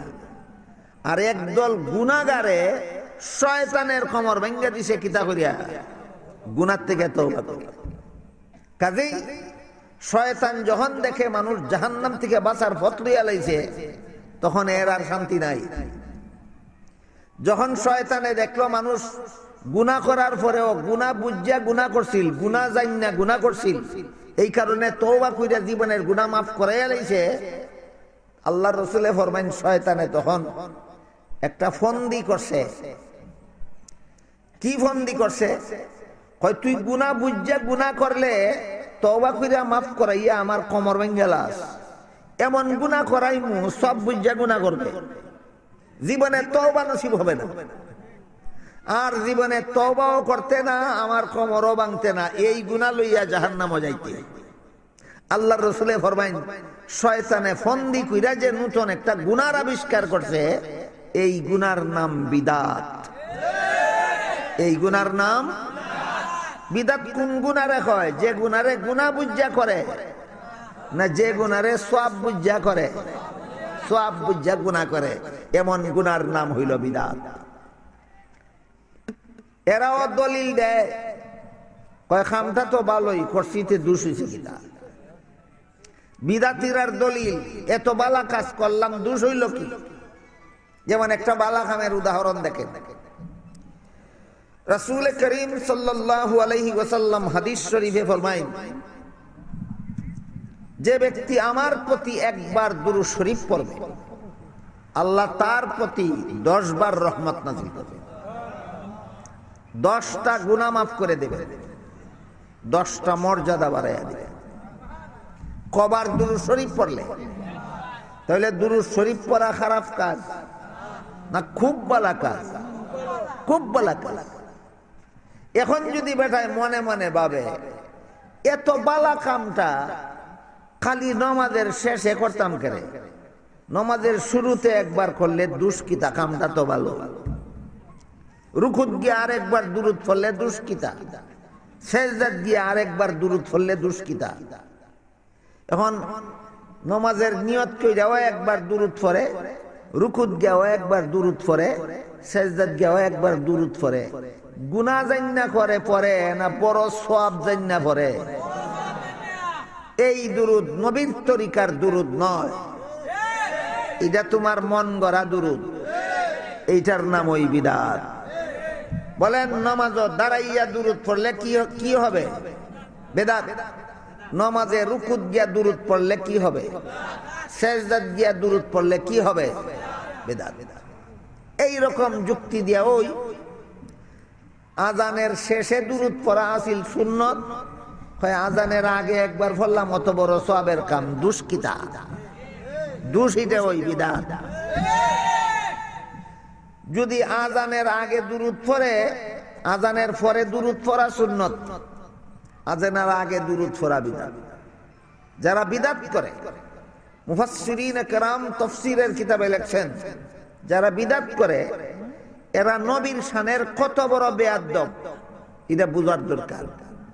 যারা বিদআত করে এরা মুখে কয় না, কাজে কর্মে বুঝায় যে আজানের আগে দুরূদ পড়লে যে সওয়াব হয়, এটা নবীর জানা আছিল না দেখা তাই কইছেন না, আমি জানি দেখা পড়ছি। কেতনা বড় বেয়াদব হইলে নবীর সাথে এই কাণ্ডটা করতে পারে? আজানের আগে দুরূদ পড়া যদি সওয়াবের কাজ হইতো, নবী নিজে পড়লেন না কেন? আজানের আগে দুরূদ পড়া যদি সওয়াবের কাজ হইতো, নবী আজানের আগে দুরূদ পড়ার কথা বললেন না কেন? হে নিজে আজানের আগে দুরূদ পড়ে, এই কথা বুঝায় নবীর জানা আছিল না, এই জন্যই নি কইছেন না, আমি জানি এর লাগে আমি বলি। নবীর শানে কেতনা বড় বেয়াদব হইলে বিদআত করতে পারে চিন্তা করে দেখেন। ঠিক তেমনি ভাবে জানাজার নামাজের সালাম ফিরানির পরে নবীর তরিকায় মুনাজাত নাই। মুনাজাত দুই জায়গায় আছে, একটা হইল জানাজার নামাজের ভিতরে, আর একটা হইল দাফন করার পরে। নবীর তরিকায় মুনাজাত ক জায়গায় আছে? মুর্দার জন্য জানাজা, মুর্দার জন্য মুনাজাতের ব্যবস্থা নবীর তরিকা মতে দুই জায়গায় আছে। একটা হইল জানাজার নামাজের ভিতরে। জানাজার নামাজের ভিতরে কি দোয়া করে? আল্লাহুম্মা গফিরলি হাইয়িনা ওয়া মাইয়িতিনা ওয়া শাহিদিনা ওয়া গায়িবিনা ওয়া সাগীরিনা ওয়া কাবীরিনা ওয়া যাকারিনা ওয়া উনসানা আল্লাহুম্মা মান আহইয়াইতাহু মিন্না ফাআহইহি আলাল ইসলাম ওয়া মান তাওয়াফাইতাহু মিন্না ফাতাওয়াফাহু আলাল ঈমান বিরহমাতিকা ইয়া আরহামার রাহিমিন। এটা হইল মুর্দার জন্য মুনাজাত। ই কেউই না কোনদিন শিখছে না, দেখা জানাজা ওই ফটোসা না গাড়ি মুড়ি করে। মুর্দার লাগি যে দোয়া আছিল রসুলের শিক্ষা দেওয়া, এটা এই কেউই না। আর একটা হইল দাফনের পরে। দাফনের পরে গুরুস্থানের পাশে দাঁড়াইয়া তুমি কিছু দোয়া দুরূদ পড়ো, সূরা কেরাত পড়ো। পইরা আল্লাহর কাছে দোয়া কইরা কও আল্লাহ আমার ই ফরার ভুল ত্রুটি মাফ করিয়া এই মুর্দার রুহের উপরে বক্সাইয়া দাও। আল্লাহর রাসূলে ফরমাইন জাহাজ যদি ডুববে যায় সাগরে, ডুবন্ত জাহাজের প্যাসেঞ্জার যেভাবে সাগরের মধ্যে হাবুডুবু খায়, দাফন করার পরে গুনাহগার মুর্দা কবরের মধ্যে এইভাবে আল্লাহর আযাব গজবে হাবুডুবু খায়। হাবুডুবু খাওয়া মানুষটা যদি একটা কাঠের টুকরা পায়, তাইলে যেমন তার বাঁচবার মতো একটা আশ্রয় হয়, দাফনের পরে মুর্দার জন্য দোয়া করলে মুর্দারও আল্লাহর আযাব গজব থেকে বাঁচার একটা আশ্রয় হয়। এখানে বলতো না যেখানে নবীর তরিকা নাই, এখানে গিয়া গুতাগুতি করবো ভরবার লাগে, এইটার নাম হইল বিদআত। জানাজার সালাম ফিরাইয়া যারা মুনাজাতের লাগি উড়াউড়ি ফাড়াফাড়ি শুরু করে, এরা এই কথা বুঝাইতো চায় যে জানাজার সালাম ফিরাইয়া যে মুনাজাত করলে সওয়াব হয়, এটা নবীর জানা নাই, এই কারণে তিনি পড়ছেন না। আমি জানি দিককে ভরি কত বড় বেয়াদব বিদাতিরা, চিন্তা করে দেখেন। এইভাবে নবীর সাথে চিরজীবন বেয়াদবি করা ছাড়া বিদাতিদের আর কোনো কাজ নাই। বিদাতির কাজই হইল এই পদ্ধতিতে জীবন ভর নবীর সাথে বেয়াদবি করা। নবী এ করলেন না কেন, নবী এ কইলেন না কেন, তাই জানতা না, এই কারণে কইছিল না করতো। তুই খরচ করে কয় আমি জানি। এই জন্য বলতেছিলাম, শয়তান যখন দেখে মানুষ জান্নাতের পথে যাইতেছে তখন তার গায়ে জ্বালা ধরে। চিল্লাত গেলে যখন এক চিল্লায়, দুই চিল্লায়, তিন চিল্লায়, নমাজি হইয়া গড় ফিরে আসিল জাহান্নামের ফটো, ফিরে আইছে জান্নাতের ফটো, ধরছে শয়তানের গায়ে জ্বালা। কয় চিল্লার মধ্যে গন্ডগোল লাগাও, চিল্লার মধ্যে গন্ডগোল লাগাও। আগে সেলা সামুন্ডা দিয়া চিল্লাত গন্ডগোল লাগানোর চেষ্টা করছে শয়তানে, সেলা সামুন্ডাই দেওয়া পারছে না। আগে সেলা সামুন্ডা লাগাই দিছে তবলিগের বিরুদ্ধে বদনাম বাইর করতো, আজার বদনাম বাইর করেও পারছে না তবলিগ জামাতের কোনো ক্ষতি করতে। এখন সেলা সামুন্ডার আশা চাইরা শয়তান নিজেই লাগিয়া গেছে, চিল্লার ভিতরে ঢুকিয়া গেছে। ঢুকিয়া যে বেটার কথায় মানুষের নমাজ রোজা শিক্ষা হইতো, এই বেটারে শয়তানে গারো দিয়া লইয়া গেছে জাহান্নামের পথে। এই বেটা কয় নবীরা শাস্তিযোগ্য অপরাধ করছেন, মুসা নবী আল্লাহর দরবারে শাস্তিযোগ্য অপরাধ করছেন, ইউসুফ নবী আল্লাহর দরবারে শাস্তিযোগ্য অপরাধ করছেন, জাকারিয়া নবী আল্লাহর দরবারে শাস্তিযোগ্য অপরাধ করছেন, এমনকি মুহাম্মদুর রাসূলুল্লাহ সাল্লাল্লাহু আলাইহি ওয়াসাল্লাম আল্লাহর দরবারে শাস্তিযোগ্য অপরাধ করছেন। কেতনা বড় বেয়াদব হইলে নবীদের ব্যাপারে এমন মন্তব্য করতে পারে? এই বেয়াদবের নাম হইল সাদ সাহেব। এই বেয়াদবের তত্ত্বাবধানে চিল্লায় যাবেন, এই চিল্লা জান্নাতের পথে নিয়ে যাইতে পারবে না। উলামায়ে কেরামের তত্ত্বাবধানে চিল্লায় যাইবেন, ইজতেমায় যাইবেন, সেই চিল্লা এখনো পিওর আছে, নির্ভেজাল আছে, চিল্লা আপনাকে জান্নাতের পথে নিয়ে যাবে। শুধু মাদ্রাসার পক্ষ থেকে আপনাদেরকে জাহান্নাম থেকে বাঁচানোর জন্য কত মুখী ব্যবস্থা গ্রহণ করা হচ্ছে, সেটা আপনারা কিছু বুঝানোর চেষ্টা করলাম। এখন মাদ্রাসার ভিতরে কি করা হয়, মাদ্রাসায় যে সমস্ত ছাত্ররা ভর্তি হয় এদেরকে কিভাবে মাদ্রাসাওয়ালায় জাহান্নাম থেকে বাঁচাইবার মতো ব্যবস্থা কইরা ছাড়ে, এই বিষয়টা আপনারা বুঝানির লাগি আমি সূরা হুজুরাতের ৩ নম্বর আয়াত আপনাদের সামনে তিলাওয়াত করছিলাম। সূরা হুজুরাতের ৩ নম্বর আয়াতের একটা বিশেষ শানে নুজুল আছে। শানে নুজুলটা হইল রাসূল করিম সাল্লাল্লাহু আলাইহি ওয়াসাল্লামের দরবারে একটা পরামর্শ সভা হয়েছিল। পরামর্শ সভার মধ্যে যার যার স্বাধীন মতামত ব্যক্ত করতে গিয়া দুইজন সাহাবীর মধ্যে একটু কথা কাটাকাটি হয়ে গেছে। কথা কাটাকাটির এক পর্যায়ে তাদের গলার আওয়াজ বড় হয়ে গেছে। আল্লাহ পাক রব্বুল আলামিন এর প্রতিবাদ করিয়া সূরা হুজুরাতের ২ নম্বর আয়াত নাযিল কইরা বলেন, ইয়া আইয়ুহাল্লাযীনা আমানু লা তারফাউ আসওয়াতাকুম ফাওকা সাওতিন নবী ওয়া লা তাজহারু লাহু বিল কাউল কাজাহরি বাযিকুম লিবাযিন আন তাহবাতু আমালুকুম ওয়া আনতুম লা তাশউরুন। এর অর্থ হইল, হে মুমিন মুসলমানেরা, যেখানে নবী উপস্থিত এখানে উচ্চ স্বরে কথা কইও না, স্বাভাবিক আওয়াজেও কথা কইও না। নবী যেখানে উপস্থিত এখানে যদি স্বাভাবিক আওয়াজেও কথা কও, তাহলে নবীর সাথে এমন চরম বেয়াদবি হবে যে বেয়াদবির কারণে তোমার সারা জিন্দেগির সমস্ত বন্দেগি বরবাদ হয়ে যাবে, তোমার খবরও থাকবে না। সূরা হুজুরাতের 2 নম্বর আয়াতে আল্লাহ কি হুকুম দিলেন? নবী যেখানে উপস্থিত আছেন এখানে সিল্লি দিতাম না, স্বাভাবিক আওয়াজেও কথা কইতাম না? স্বাভাবিক আওয়াজ থেকে আরো ছোট আওয়াজে কথা কও, নবী যেখানে উপস্থিত আছেন। কোন সূরার কত নম্বর আয়াতে আল্লাহর হুকুম? সূরা হুজুরাতের 2 নম্বর আয়াতে আল্লাহর হুকুম। এখন যদি কেউ হয় নবী আমরা এখানে উপস্থিত, আবার স্লোগানও দেয়, স্বাভাবিক আওয়াজে স্লোগান দেয়, তাইলে তুমি নবীর দরবারের এত বড় বেয়াদব যে তোমার সারা জিন্দেগির বন্দেগি বরবাদ, তোমার খবরও নাই।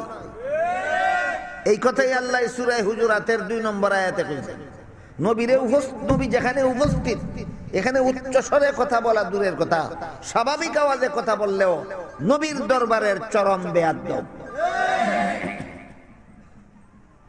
হাদিস শরীফে রাসূল করিম সাল্লাল্লাহু আলাইহি ওয়াসাল্লাম বলেন, আল আম্বিয়াউ আহইয়াউন ফি কুবুরিহিম।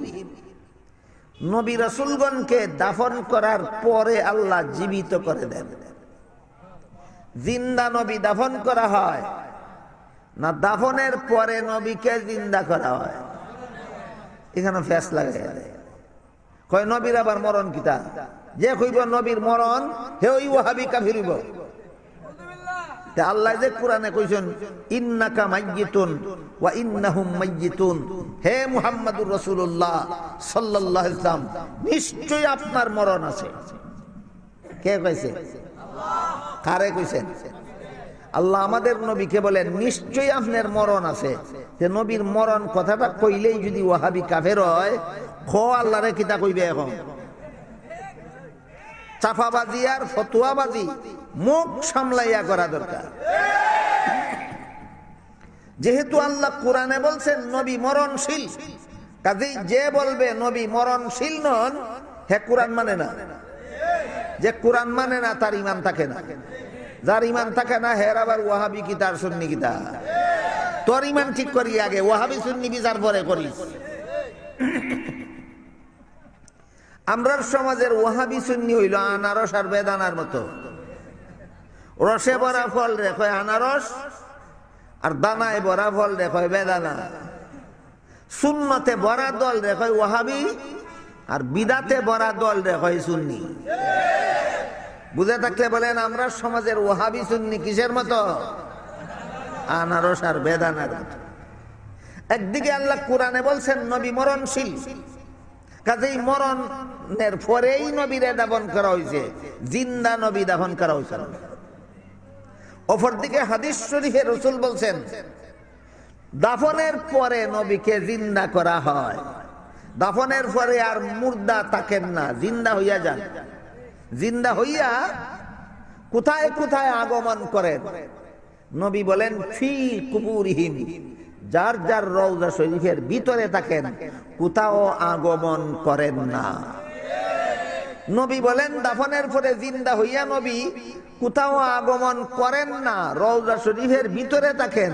তুমি দেখো জিন্দা নবীর আগমন, শুভেচ্ছা স্বাগতম, নবী বিরোধী স্লোগান, রাসূল বিরোধী স্লোগান, হাদিস বিরোধী স্লোগান।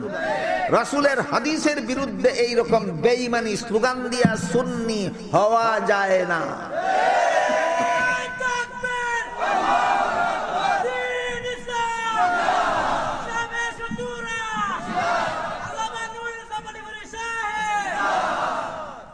তো আল্লাহ পাক রব্বুল আলামিন যখন সূরা হুজুরাতের 2 নম্বর আয়াতে সতর্ক করে দিলেন, সাবধান, নবী যেখানে উপস্থিত এখানে সিল্লি দেওয়া দূরের কথা, স্বাভাবিক আওয়াজেও কথা বলতে পারবে না।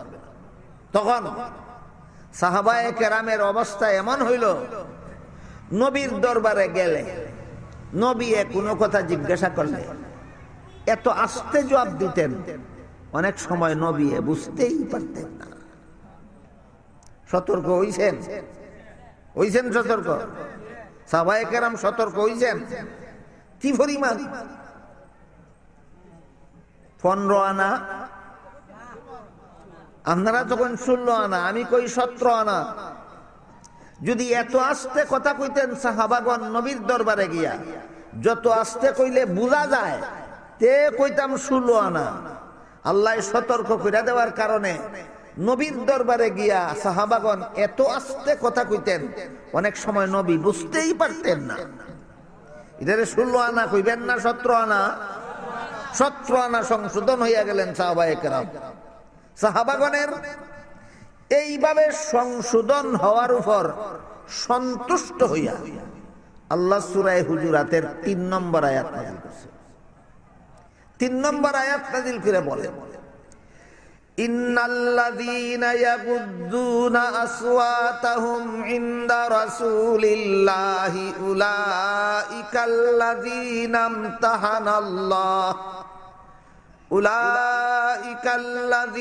ইমতাহানাল্লাহ কুলুবাহুম লিত্তাকওয়া লাহুম মাগফিরাতুন ওয়া আজরুন আযীম।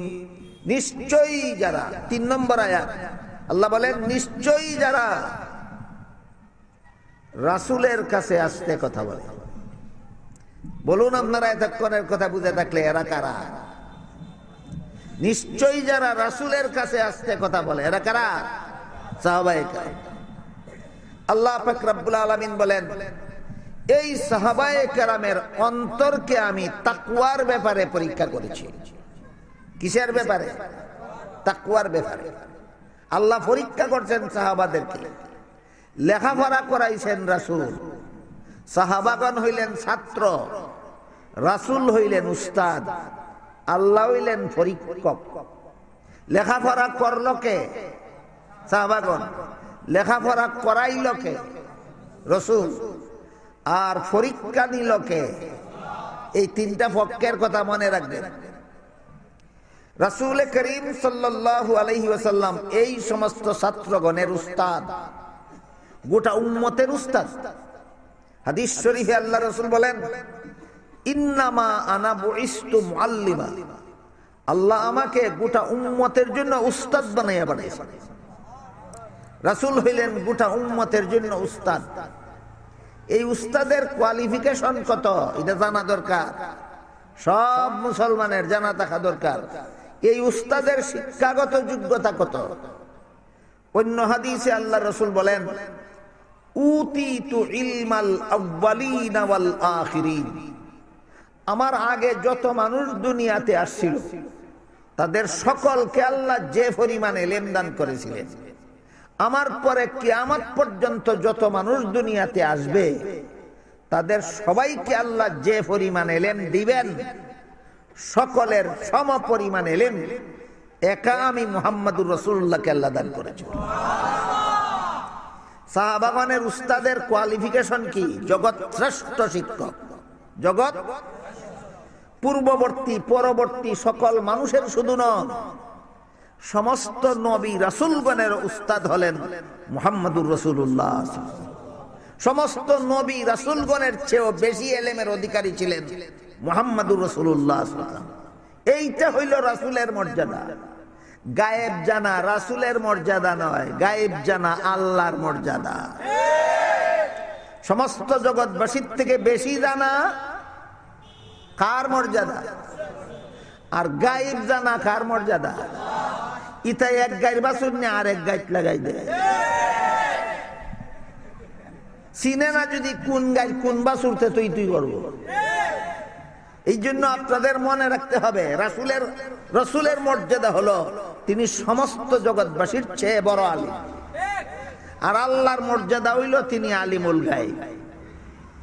পবিত্র কোরআনের সূরা নামালের 65 নম্বর আয়াতে আল্লাহ বলেন, কুল লা ইয়ালামু মান ফিস সামাওয়াতি ওয়াল আরদিল গায়বা ইল্লাল্লাহ। হে রাসূল করিম সাল্লাল্লাহু আলাইহি ওয়াসাল্লাম, আপনি বলে দিন, আসমান জমিনের কোনো বাসিন্দাই গায়েব জানে না একমাত্র আল্লাহ ছাড়া। এই কারণে ইমাম আবু হানিফা রহমতুল্লাহি আলাইহির লেখা কিতাব আহলে সুন্নাত ওয়াল জামাতের আকীদা বিষয়ের কিতাব ফিকহে আকবর এর ব্যাখ্যা গ্রন্থ শরহে ফিকহে আকবরে উল্লেখ আছে, قد صرح الحنفية بالتكفير باعتقاد أن النبي صلى الله عليه وسلم يعلم الغيب لمعارضة قوله تعالى قل لا يعلم من في السماوات والأرض الغيب إلا الله।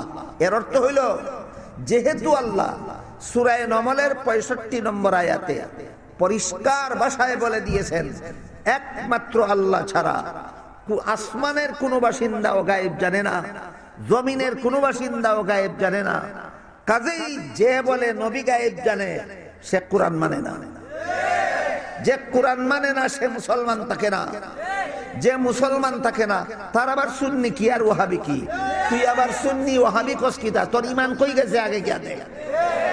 তুই আবার সুন্নি কস কিতা আর ওয়াহাবি কস কিতা? তোর ঈমান কই আছে এইটা গিয়া দেখ আগে।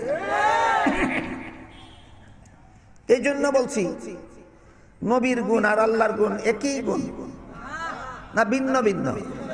এবার বলেন নবীর গুণটা কি? এলিমের বেলায় নবীর গুণ কি? সমস্ত জগৎবাসীর চেয়ে বড় আলিম। নবীর গুণ হইল সমস্ত জগৎবাসীর চেয়ে বড় আলিম, সমস্ত নবীগণের চেয়েও বড় আলিম। আল্লাহর গুণ আলিমুল গায়ব। আল্লাহর গুণ আলিমুল গায়ব। একটা নিয়ে আরেকটাত লাগাইবাই তে ইমান গুয়াইবাই। বেচতে বলে ওয়াজ শুনছি, স্বামীরে খুব সম্মান করণ লাগে। ওয়া যখন আমল করতো কেমনে বইয়া বিয়া চিন্তা করে কিতা কইলে সম্মান হইব, কিতা কইলে সম্মান হইব, চিন্তা করতে করতে ইয়াদ হইছে কয়ারি সারা জীবন সম্মানের যে শব্দ ব্যবহার করিয়াছি রে তোমার জানো ইয়াছে আব্বা।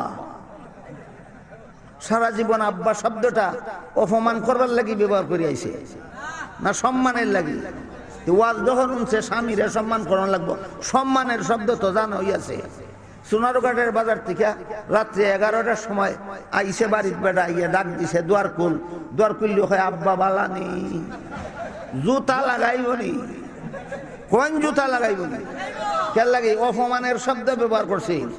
তাইলে আব্বা শব্দটা সম্মানের ওই জন্মদাতার জন্য, স্বামীর জন্য নয়। জন্মদাতার জন্য যেই শব্দ সম্মানের, এটা স্বামীর বেলায় ব্যবহার করলে যেমন জুতা লাগাইব ঠিক তেমনি ভাবে আলিমুল গায়ব শব্দটা সম্মানের ওই, নবীর জন্য নয়, আল্লাহর জন্য। এইটা নবীর বেলায় ব্যবহার করলে কবর ঢুকিয়া দেখ ফিরিস্তায় কিতা লাগায়। মুহাম্মাদুর রাসূলুল্লাহ সাল্লাল্লাহু আলাইহি ওয়াসাল্লাম হাদিস শরীফে বলেন, ইন্নামা আনা বুইসতু মুআল্লিমান। আল্লাহ আমারে উস্তাদ বানায় বানাইছে। এতক্ষণে বুঝছেন উস্তাদের কোয়ালিফিকেশন? বুঝাইছেনি? উস্তাদের শিক্ষাগত যোগ্যতা আলিমুল গায়ব না, এটা একমাত্র আল্লাহ, এটা একমাত্র আল্লাহ। মুহাম্মাদুর রাসূলুল্লাহর শিক্ষাগত যোগ্যতা হলো সমস্ত জগৎবাসীর চেয়ে বড় আলিম। সমস্ত জগৎবাসীর চেয়ে, সমস্ত নবীগণের যে পরিমাণ এলেম ছিল একা মুহাম্মাদুর রাসূলুল্লাহর সেই পরিমাণ এলেম ছিল। এত বড় যোগ্য উস্তাদ। সাহাবায়ে কেরামের যোগ্যতা বলার মতো সময় আর এখন আমার হাতে নাই। এই সাহাবায়ে কেরামদেরকে দীর্ঘ 23 বছর লেখাপড়া করাইছে। এখন যদি রাসূলের নিজেই পরীক্ষা নেন আর দেখা যায় পরীক্ষার পরে সবগুলি পরীক্ষার্থী ফার্স্ট ডিভিশন পায়, তাহলে যারা রাসূলের দুষ্কুজে, যারা সাহাবাগণের দুষ্কুজে, এরা কইবার সুযোগ পাইব নিজেই পড়াইছে, নিজেই লেখাইছে, নিজেই পরীক্ষা লইছে, মনে হয় খাতির ফিরে অকল দিয়ে ফার্স্ট ডিভিশন দালাইছে। এই জন্য আল্লাহ পাক রব্বুল আলামিন এই দুষ্কুজার ফাঁক চিরকালের জন্য বন্ধ করে দিয়েছেন। না রাসূলের দুষ্কুজা যাবে, না সাহাবাগণের দুষ্কুজা যাবে। আল্লাহ বলেন, সাহাবাগণ ছাত্র, রাসূল উস্তাদ, আমি আল্লাহ পরীক্ষক। আর দুষ্কুস্তাইনি খাতির পিঠা ভাস করিয়া দেওয়ানের কাজে আমি আল্লাহ নিছি পরীক্ষা। পরীক্ষা কিসের পরীক্ষা? 30 পারা কোরআন যে রাসূল এদেরকে 23 বছর পড়াইলেন, এই 30 পারা কোরআন 23 বছর হইয়া একটা জিনিস নি হাসিল করছ, এটাই পরীক্ষা। জিনিসটার নাম হইল তাকওয়া। জিনিসটার নাম তাকওয়া। হযরত উমর ফারুক রাদিয়াল্লাহু তাআলা আনহু হযরত উবাই ইবনে কাব রাদিয়াল্লাহু আনহু রে জিজ্ঞাসা করছিলেন তাকওয়া কারে কয়। উবাই ইবনে কাব সুজা জবাব না দিয়া ফালটা উমর রে জিজ্ঞাসা করলেন, যে জঙ্গল কাঁটাদার গাছে ভরা, এমন জঙ্গল আপনি দেখছেন নি কোনোদিন? উমরে কোন দেখছি। বলে এমন জঙ্গলি দিয়া গেছেন নি কোনোদিন? উমরে কোন গেছি। উবাইয়ে জিগায়, কাঁটাদার গাছে ভরা জঙ্গল দিয়া গেলেন কেমনে? উমর বলেন, এমন ভাবে শরীর কাপড় সামলাইয়া গেছি যাতে আমার গায়ে কোনো কাঁটা না লাগে। উবাই বলেন, এইটার নাম ওই তাকওয়া। অর্থাৎ গোটা দুনিয়াটা ওই হাজারো রকমের গুনার কাঁটাদার গাছের জঙ্গল। দুনিয়া একটা জঙ্গলের নাম। এটার মধ্যে কত লক্ষ কোটি রকমের গুনার কাঁটাদার গাছ আছে, সারা রাইতে কইয়া ফুরানি যাইত না। এই দুনিয়ার ভিতর দিয়া প্রতিটি মানুষের জান্নাতে যাওয়ার পথ। এই দুনিয়ার বাইরে দিয়া জান্নাতে যাওয়ার পথ না ভিতর দিয়া? এই দুনিয়ার ভিতর দিয়া তুমি জান্নাতের পথে এমন ভাবে অগ্রসর হবে যেন তোমার সাথে কোনো গুনাহ কবরে না যায়। সাহাবায়ে কেরাম সমস্ত গুনাহ মাফ করাইয়া কবরে গেছেন। পরবর্তীকালে কিয়ামত পর্যন্ত যত মুসলমান জীবনের সব গুনাহ মাফ করাইয়া কবরে যাইতে পারবে, তারাও তাকওয়া ওয়ালা জীবন পাইল, তাকওয়া হাসিল করতে পারবে। গুনাহমুক্ত জীবন যাপনের নাম তাকওয়া। এক কথায় গুনাহমুক্ত জীবন যাপনের নাম তাকওয়া। কোন প্রতিষ্ঠানে শিক্ষা দেওয়া হয়? একমাত্র মাদ্রাসায়। মাদ্রাসার পড়ার দ্বারা দুনিয়াতে দুর্নীতি মুক্ত জীবন, জালিয়াতি মুক্ত জীবন, কারচুপি মুক্ত জীবন, দুঃখবাদী মুক্ত জীবন যাপন করা যায়। মাদ্রাসা শিক্ষার দ্বারা, মাদ্রাসা শিক্ষার দ্বারা কবরের আযাব মাফ পাওয়া যায়। মাদ্রাসা শিক্ষার দ্বারা হাসরের মাঠে নাজাত পাওয়া যায়। এই মাদ্রাসা শিক্ষার সাথে যত জড়াইয়া থাকা যায় ততই অমঙ্গল না ততই মঙ্গল। এক হাদিসে আল্লাহ রাসূল বলেন, কুন আলিমান আও মুতাআল্লিমান আও মুস্তামিআন আও মুহিব্বান ওয়ালা তাকুন খামিসান ফাতাহলিক আও কামা ক্বালা আলাইহিস সালাতু ওয়াস সালাম। রাসূল বলেন, মুসলমান তোমার জাহান্নাম থেকে নাজাতের 4টা পথ আছে। বলেন কটা পথ? 1 নম্বর আলিম হও। 1 নম্বর আলিম হও। যদি আলিম হওয়ার সুযোগ না থাকে, 2 নম্বরে আলিমের ছাত্র হও। 2 নম্বরে আলিমের ছাত্র হও। যদি আলিমের ছাত্র হইবারও সুযোগ না থাকে, 3 নম্বরে আলিমের কথা শুনে শুনে চলো। আলিমে যেভাবে বলেন সেভাবে চলো। এটা কত নম্বর পথ নাজাতের? 3 নম্বর পথ। আর যদি এক বেটা মিছা মামলার আসামি হইয়া 24 বছরের জেল গেছে, আলিমের কথা শুনবার সুযোগ আছে নি? আর রাসূল বলেন, এইভাবে যদি তোমার আলিমের কথা শুনবার সুযোগ যদি না থাকে, তাইলে জেলে বন্দি থেকেও জেলখানার বাইরে যে আলিম আছেন তাদের সাথে অন্তরে মহব্বত রাখো। এইটাও তোমার নাজাতের 4 নম্বর পথ। রাসূল বলেন, আলিমের সাথে যদি মহব্বতের সম্পর্কটাও রাখতে না পারো, তাইলে তোমার কপালে ধ্বংস ছাড়া আর কিছু নাই। তাহলে মুসলমানের নাজাতের 4 পথ যেন আমরা আর কোনোদিন বলি না। এত লম্বা চড়া কথা আজকে কইছি কেন লাগে? অনেকে বলে আমি বলে কম ওয়াজ কইরা যাই, এর লাগে আজকে কিছু বেশি ওয়াজ করলাম। আমি জানি বেশি কথা কইলে বেশি ইয়াদ থাকে না, বেশি কথা শুনলে বেশি ইয়াদ থাকে না। তারপরও আপনারা এই কথাটারে তলে ভালাই ফেলে আমি বলে কম ওয়াজ কইরা যাইয়া তো কিছু বেশি ওয়াজ করলাম, সকলের ইয়াদ থাকবে না। শেষ কথাটা ইয়াদ রাখবেন, মুসলমানের নাজাতের 4 পথ। 1 নম্বর আলিম হও, 2 নম্বর আলিমের ছাত্র হও, 3 নম্বর আলিমের কথা মতো চলো, 4 নম্বর আলিমের সাথে মহব্বত রাখো। কাজেই না আলিমের সাথে নাজাতের পথের সম্পর্ক। যেখানে আলিম নাই সেখানে নাজাতের পথের কোনো সম্পর্ক নাই। এই আলিম যেহেতু মাদ্রাসায় তৈরি হয়, এই কারণে হয়তো নিজের সন্তানকে মাদ্রাসায় দেওয়া দরকার, আর সন্তান না থাকলে মাদ্রাসার ছাত্ররে নিজের ঘরে লজিং দেওয়া দরকার। আপনার সন্তান নাই, মাদ্রাসার ছাত্র যে খাওয়াইলেন, এ যে আলিম হইয়া আপনার ঘরের খানা খাইয়া আলিম হইয়া যতদিন ছাত্র পড়াইব, যত কোরআন হাদিস শিখব, যত কোরআন হাদিস শিখাইব, সবটার সমান সওয়াব আপনার কবরে পৌঁছতে থাকবো। ফুলাই বিসমিল্লাহির রহমানির রহিম পড়ছিলনি, বাপের খবর গেছিলনি, তে খালি বিসমিল্লাহির রহমানির রহিম পড়লেও যদি বাপের কবরের আযাব মাফ হয়, তে মাদ্রাসার এক ছাত্ররে 1 বছর জাগির খাওয়াইয়া কবরে গেলে কুস্তা মিলতো না। মিলবো? আসানি কোন মিলবো? যদি কোন মিলবো তাহলে মেহরবানি করিয়া আমি কথা দোয়া করার আগে